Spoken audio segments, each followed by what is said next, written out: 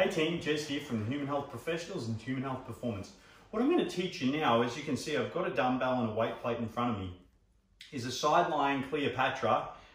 It's not really Cleopatra, but that's just the position you're in, and how I like to refer to it to people for them to remember.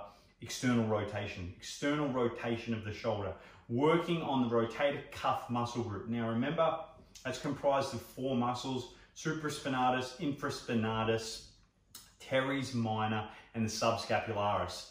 Now, do you need to know those names? No, but you need to know that the rotator cuff help stabilize the shoulder. They help hold the shoulder in place. That's the most important thing. Now, if we start pressing big heavy weights overhead and chest presses when we're in a supine position, this is when we can have problems if those smaller muscles, that rotator cuff group, are not doing their job. So, how you can start, and the best way to start with this, get into your side-lying Cleopatra. I like to support my head. You can lay flat, up to you. You should be able to do 3 sets of 20 body weight. Now we're trying to feel this close to posterior deltoid area and just around that area, not in the lat.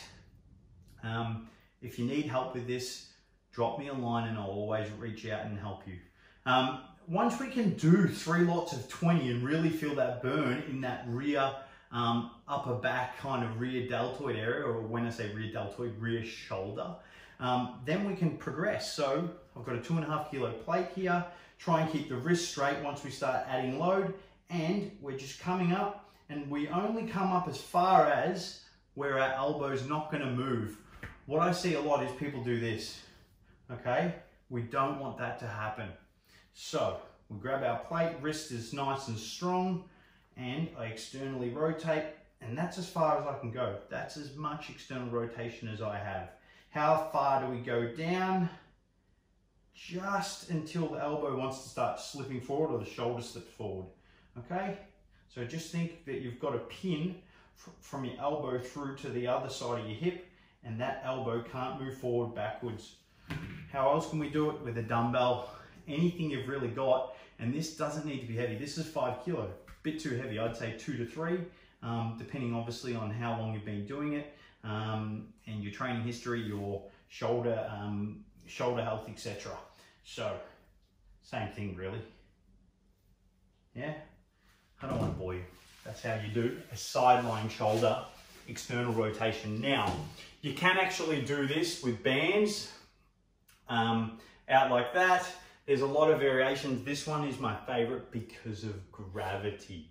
So I would recommend this first of everything, but if you don't have time, you can get these bands and actually just put them around your wrist. This is a micro band.